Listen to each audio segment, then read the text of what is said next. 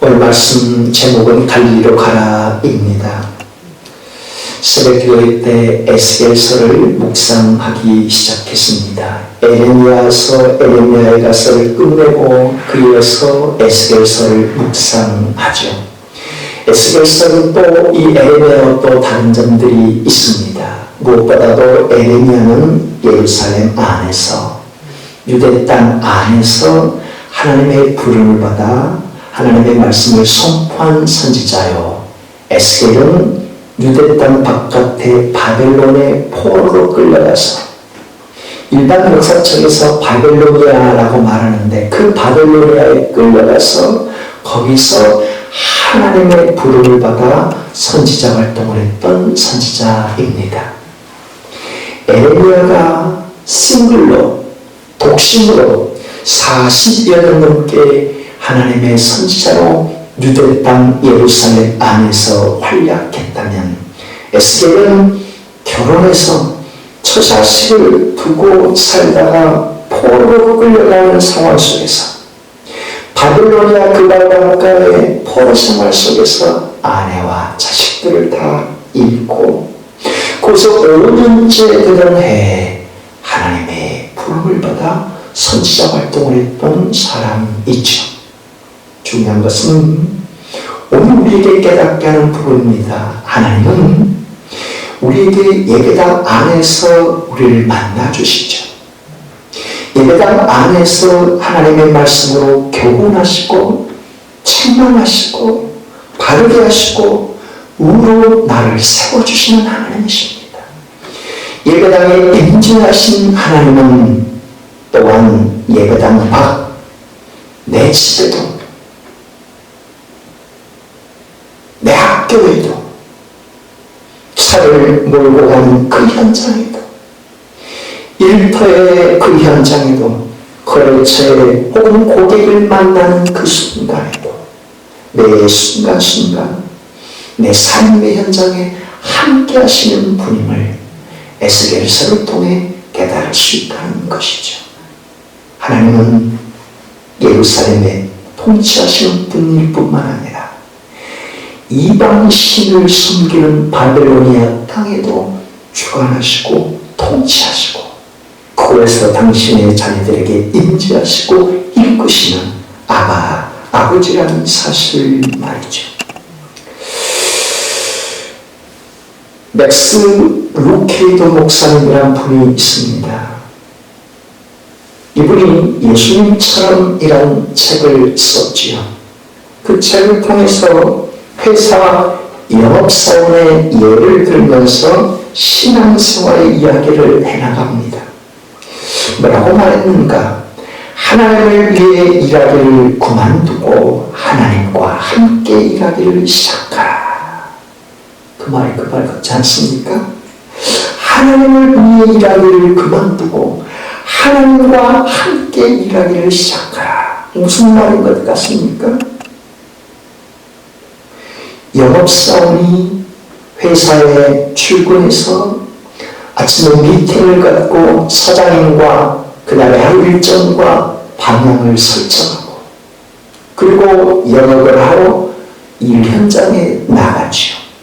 그리고 중간중간 고객들을 만나고 영업을 하면서 사장님께 문자로 이메일로 돌아가는 상황들을 보고하고 그리고 일과를 마치고 영업을 다 마치고 회사에 들어가서 사장님께 보고를 드립니다. 이런 모습이 그리스도인의 신앙생활과 비슷하다 하는 거죠. 새벽 기도에 나와서 하나님 하루 일과를 준비를 딱 합니다. 너무너무 귀한 신앙이죠. 아침 회사에 출근해서 출근 도장을 찍고 오늘 내가 어떤 일을 하는데 하나님 도와주세요. 멋진 신앙이 아닙니까? 그리고는 이제 하루 일과를 다 마치고 집에 돌아와서 하나님 오늘도 무사히 지켜주심을 감사드립니다. 베개 밑에서 잠자리에 들기 전에 하나님 편안히 잠들 수 있도록 도와주시고 불면증으로 다 고쳐주시고 혹은 내가 오늘 저녁에 잠을 자더라도 내 영혼을 천국으로 인도해 주시기를 원합니다 하고 잠자리에 드는 것 멋진 신앙 아닙니까? 우리의 신앙이 하나님을 위해 일하기를 그만두고 하나님과 함께 일하기를 시작하라. 바로 거기 있다는 겁니다. 새벽에 나와 기도하는 모습 그대로, 출근해서 회사에 도장을 찍은 그 모습 그대로, 매 순간순간, 차를 모는 순간순간, 고객을 만나는 순간순간, 일터의 업무를 처리하는 순간순간, 동료들과 함께 일하는 현장의 순간순간 하나님과 함께, 주님과 함께 일하라 하는 것이죠. 우리는 어떻습니까? 새벽에 나와 혹은 아침에 출근 도장을 찍고는 주님과 빠이빠이 해버리고 온통 내 주관대로 살다가 일과를 마치고 집에 들어섰을 때에야 하나님 그래도 지켜주심을 감사합니다 하고 끝마치는 하루 일과의 모습, 이게 우리 신앙생활은 아닌지 돌아보게 한다는 것입니다.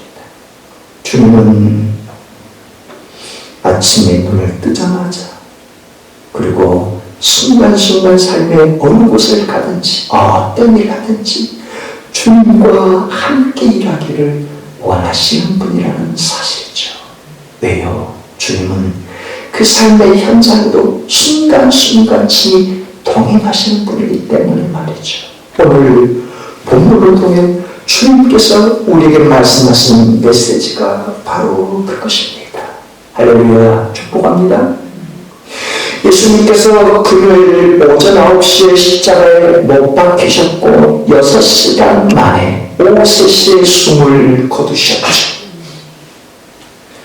예수님의 숨을 거두셨다. 옛날 어르신들이 누군가 돌아가시면 숨을 거두셨습니다 라고 말하는데, 숨을 거두어 가시는 분이기 때문에 그렇게 말하는 것 아니겠습니까? 예수님의 육신의 숨은 하나님 아버지께서 거두어 가시는 것이고, 예수님의 영은요, 예수님의 영은 그때 지옥에 있는 영혼들에게 내려가셔서 하나님의 복음을 선포하셨습니다. 왜요? 예수님은 선자 하나님으로서 하늘과 땅과 땅 아래 지옥의 세계까지 모든 만물을 통치자이심을 만방에 알리기 위함이셨죠. 예수님의 영이 복에 있는 동안에 지상에서는 그날이 6월절이 시작되는 날이라, 유대인의 하루 일과는 우리와 다른 개념으로 저녁이 하루가 시작되는 첫 시작점으로 6월절이 시작되는 그 밤이 되기 전에 예수님의 시신을 처리하기를 원했죠. 그때 아레바드 사람 요셉이 머지않아 자신이 묻히려고 준비한 새 동굴 무덤에 예수님의 시신을 안치하려고 했습니다. 빌라도에게 찾아가 예수님의 시신을 달라고 했죠. 그때 빌라도도 잘 됐다 싶어서 유대인은 명절이 되기 전에 예수님의 시신을 처리하고 싶은 마음이 있었는데 잘 됐다 싶어서 빨리 가져가야 했죠. 다만 예수님의 동굴 무덤 로마 병정들을 시켜서 굳게 지키도록 했습니다. 살아생전에 부활하신다는 말을 익히 들어있던 빌라도이기 때문에 예수님의 제자들이 시체를 훔쳐가지 않도록 동굴 무덤을 꽉 닫고 지키도록 했던 것이죠. 우리나라의 매장 방식은 흙에 묻는 방식이었지만 지금은 화장을 하지만 유대인의 매장 방식은 돌로 된 석회암 동굴 무덤을 파서 시체를 거기에 안치하는 것으로 매장하는 문화였죠. 그렇게 해서 모든 것이 완벽하게 다 끝난 것 같고 동굴 무덤을 꽉 돌로 닫아서 누구도 시체를 훔쳐가지 않도록 완벽하게 준비한 것 같지 않았습니까? 그러나 예수님은 안식 후 첫날 주일 새벽에 부활하셨습니다. 하나님이 보내신 천사가 동굴 무덤을 활짝 밀어 제쳤고 예수님은 그 동굴 무덤으로 걸어 나오신 것이었죠. 로마 군사들은 깜짝 놀라서 벌벌 떨 수밖에 없었죠. 그 무렵 새 여인들이 동굴 무덤을 찾아 예수님의 시신의 방부제를 처리하고자 찾아갔는데 그녀들 역시 깜짝 놀라죠. 동물무덤이 활짝 열려 있었고 로마 병조들이 벌벌 떨고 있었기 때문에 말입니다. 그때 천사가 말하지 않습니까? 뭐라고요? 너희는 무서워하지 말라. 십자가에 못 박힌 예수를 너희가 찾는구나. 그분은 여기 계시지 않고 그분이 말씀하신 대로 살아나셨느니라.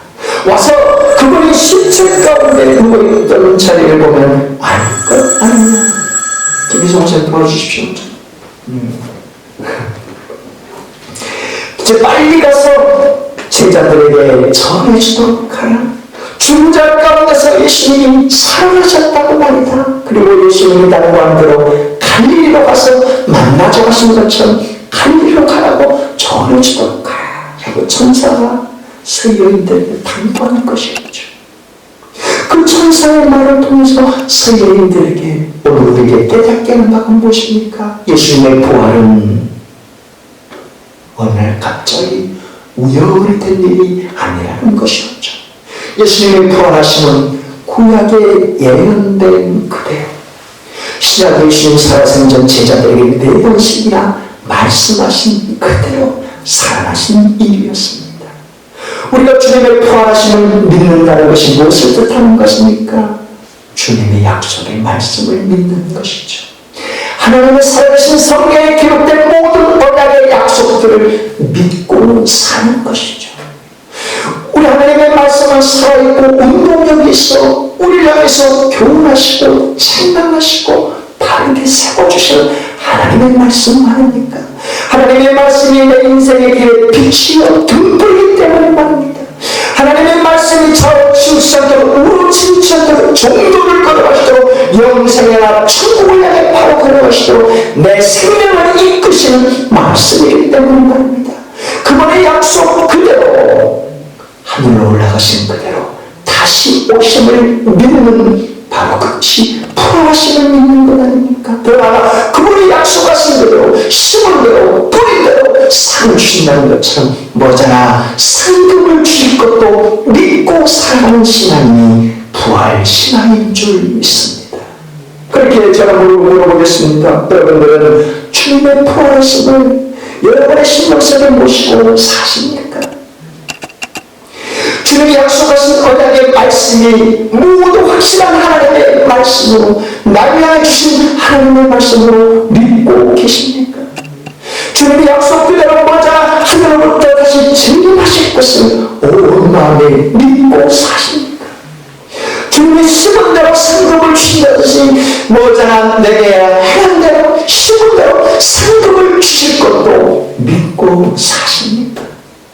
주님의 부활하심을 믿는다는 것은 오늘 우리 시대에 바로 약속의 말씀을 모두 믿고 사는 것을 뜻하는 것이죠. 그 천사가 두 번째로 강조한 것은 제자들에게 갈릴리로 가도록 전하라는 것이었죠.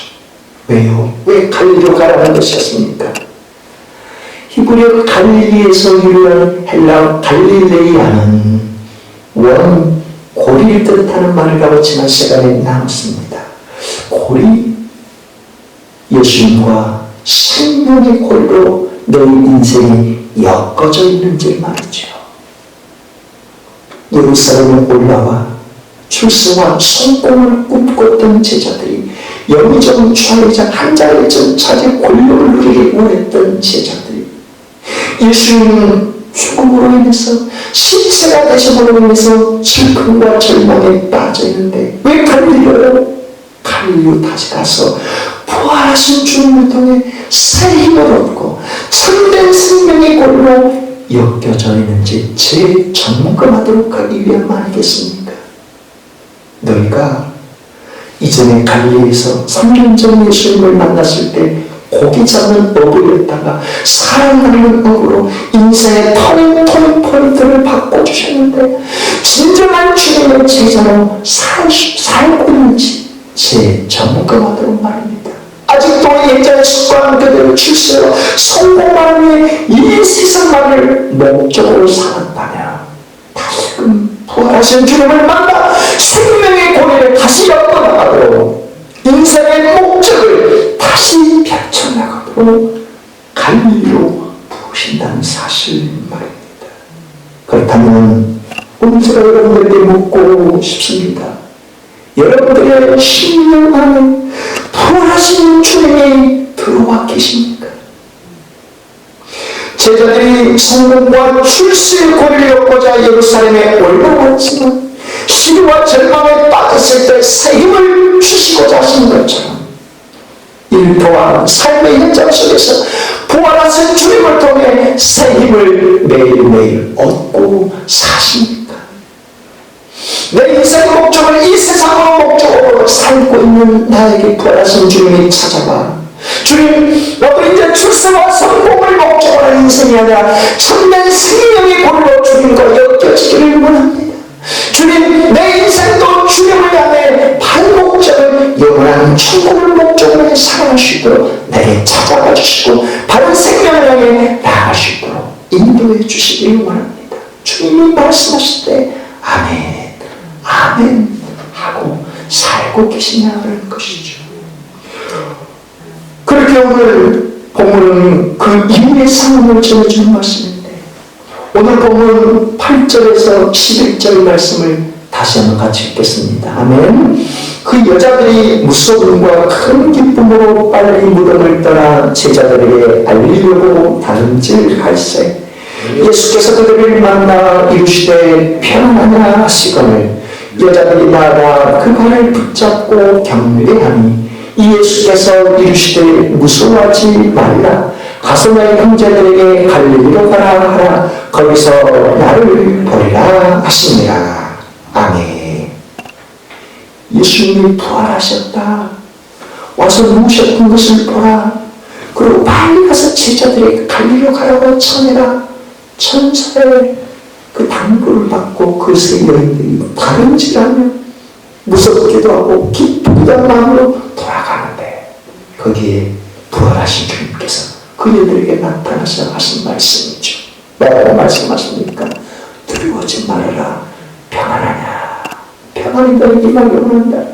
그리고 이제 내 형제들에게 내 제자들에게 갈릴리로 가라고 가서 전해라. 내가 거기서 그들을 볼 것이야 라고 말씀하는 것이죠. 무엇을 생각하게 합니까? 앞서 천사들도 당부합니까? 예수님이 다시금 한 번 더 당부하고 강조합니다. 핵심은 제자들에게 내가 부활했다는 것을 알리고 제자들에게 당장 갈릴리로 가도록 해라라고 당부하는 것이죠. 그만큼 부활하신 주님이 갈릴리로 제자들을 부르신 것은 너무너무 중요하다는 것이죠. 그렇지 않고 두 번씩이나 천사가 부활하신 예수님도 두 번씩이나 이렇게 강조하지 않으셨을 것이기 때문이죠. 그래서 이 시간에 우리 한 번 더 생각해야 할 게 무엇이겠습니까?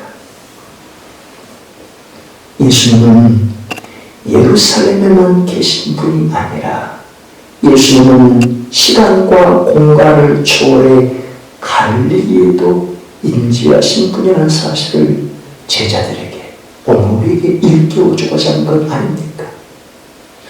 제자들은 예수님이 예루살렘에서 죽은 줄로는 알았지만 다시 사신 예수님은 갈릴리에도 얼마든지 오실 수 있는 분이라 시간과 공간을 초월해 제자들의 현장에 함께 하시는 분임을 일깨워주고자 혹여 훗날 예수님이 제자들과 함께 사시다가 하늘로 떠나가실지라도 성령으로 제자들과 신앙과 공간을 초월해 함께 하실 분임을 일깨워주고자 말입니다. 서두에서 말씀드린 것처럼 에레미야를 통해서 유대 땅 예루살렘에만 한정된 하나님의 역사가 아니라 하나님의 통치하심, 하나님의 인도하심은 에스겔에게 바벨론 땅에서 인도하신 것처럼 하나님은 예루살렘을 넘어 갈릴리도 친히 통치하시고 함께 하신 분임을 깨닫도록 말입니다. 바꿔 말해 오늘 청년들은 이 예배당에서 주님 앞에 예배를 드리고 하나님의 말씀을 받고 하나님의 말씀에 심령에 도전을 주시고 하나님의 말씀이 나를 교훈하시고 하나님의 말씀으로 나를 생각하시고 하나님의 말씀으로 나를 바로 세우시고자 그 말씀의 은혜를 받아 내 일터의 현장에 하나님의 말씀대로 매 순간순간 순종하기를 원하시는 주님이라는 사실이죠. 오늘 본문을 통해 주님께서 그러니 우리에게 베푸시고자 하시는 은혜가 무엇이겠습니까? 부활하신 주님을 만나 내 삶의 현장에 주님을 모시고 매 순간순간 동행하는 삶을 은혜를 베푸시기 원한다는 것이죠. 이 시간에 성령의 영성을 통해 주님께서 우리에게 말씀하지 않겠습니까? 사랑하더라, 사랑하는 딸, 부활하신 주님께서 제자들을 갈릴리로 부르시는 이유를 알 수 있지 않겠느냐? 시와 절망과 낙심에 빠진 제자들에게 무엇보다도 격려하시고 새 희망을 주시고자 하며 이전에 무슨 고리로 출세와 성공의 고리만을 열었고자 이 삶에 올라왔다면 처음 부름받을 때 그때 처음 주님을 만날 때 그 첫사랑의 감격 속에 생명의 고리로 엮여져 있는지 너희들의 인생을 재점검해보도록 갈릴리로 부르신 것이요. 더 나아가 예수님은 예루살렘에만 계신 분이 아니라 갈릴리 삶의 현장으로 함께 하신 분임을 너에게 깨우치도록 그런 은혜와 음성을 너에게 베풀어 주신 것 아니겠느냐. 그러니 내 사랑하는 딸, 내 사랑하는 아들, 부활하시는 주님을 믿고 오늘 너에게도 삶의 현장에 갈릴리가 말씀하는 것 아니겠느냐. 갈릴리 일터의 현장에서 세상에 치이고 찢기고 고통받아도 부활하신 주님을 바라보고 새 힘을 얻도록 말이다. 내 일터의 삶의 현장 갈릴리에서 네가 무슨 고리로 엮여나가고 있는지 출세와 성공이 아니라 예수님의 생명의 고리로 네가 엮어나가고 있는지 매 순간순간 점검해보도록 말이다. 그리고 부활하신 주님께서 너를 삶의 현장 갈릴리로 부르신 이유가 주님은 예배당 안에서 주님을 만나고 하나님의 말씀으로 교훈하시고 책망하시고 바르게 하시고 진리로 이끄신 그 말씀을 내 삶의 현장 갈릴리에서 순종하며 살았지 점검하도록 갈릴리로 부르시지 않겠느냐. 네가 어디 가든지 주님은 너의 일터의 현장 갈릴리에서 주님의 말씀 앞에 순종하도록 말이다 하고 오늘 저와 여러분들의 친히 말씀하신 줄 믿습니다. 할렐루야. 어디 가든지 순종하라.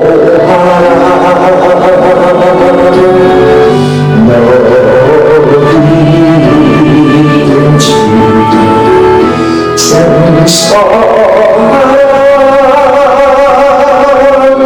주 너의 하나님 왕 되신 주 영원히 주님만 찬양하라.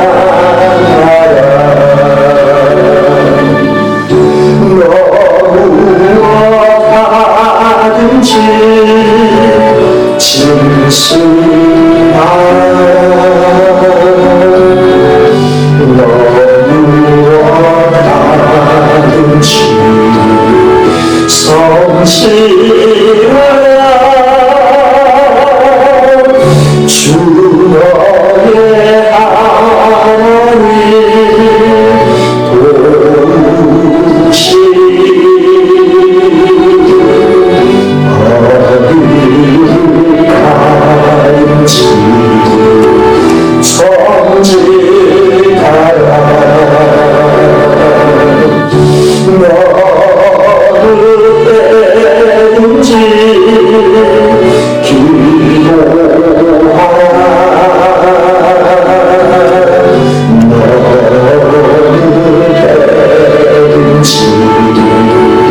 감사하라. 주 너의 하나님 돌고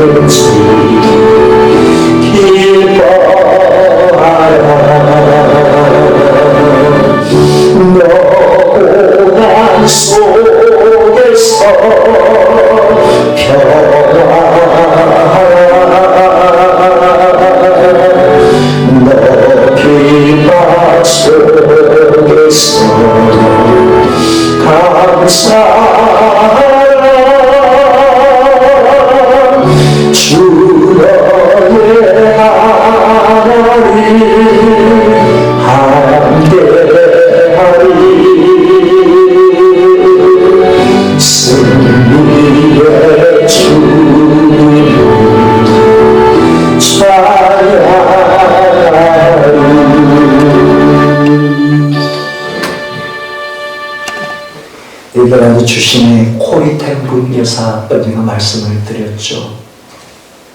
그는 2차 세계대전 당시 독일이 유대인들을 악살하고 죽일 때 유대인들이 그의 집에 찾아올 때 숨겨졌던 여인입니다. 그 일로 코리텐 온 가족들이 나치의 그 감옥에 다 들어가게 되었고 온갖 고문 속에 가족들이 다 죽게 되었죠. 코리텐 코리만 겨우 살게 되었는데 원수 같은 독일인들을 향해 하나님께서 얘야 독일 땅에 다시 가서 2차 대전이 끝나고 평화가 찾았을 때 얘야 독일 땅에 찾아가서 복음을 전해라 라고 말씀한 것이었죠. 주님의 사랑을 전해라 하고 말합니다. 그때 코리텐 독일 땅 전역을 찾아가서 주님의 복음, 사랑의 복음, 화해의 복음, 용서의 복음을 전하는데 한 독일 마을에 복음을 전하고 이제 예배당 나가는데 사람들이 주저 인사를 하는데 자기 언니를 고문한, 끔찍하게 고문한 원수를 만나게 되었고 하나님의 음성을 통해 얘야 그를 꾀하나라 하는데 도저히 할 수 없을 것 같았지만 주님의 말씀에 순종해 끼얹게 되었고 이 모든 일들이 독일 사회 유럽들에게 다 알려지게 되어서 그녀가 참 위대한 인물로 칭송을 받게 되었던 것이죠. 그런데 코리의 이 믿음이 누구로부터 기인한 것이었는가? 아버지의 선한 이 모습의 삶의 큰 도전을 받게 된 것이었습니다. 그녀의 아버지 캐스퍼 텐 부모는 시계방을 운영했죠. 그도 고가의 시계를 사고 팔기도 하고 고장난 시계를 수리하기도 한 분이었습니다. 경제적으로 무척 어려울 때 하루는 한 부자가 시계를 사러 왔습니다. 그것도 아주 고가의 시계를 현금으로 사겠다고 말이죠. 그러니 코리가 보기에도 그 시계 하나를 팔면 몇 달간 걱정 없이 살 것 같았습니다. 그리고 그 시계를 팔기로 하고 이야기를 나누다 보니 그 부자가 참으로 아끼는 시계가 하나 있는데 그게 고장나서 지금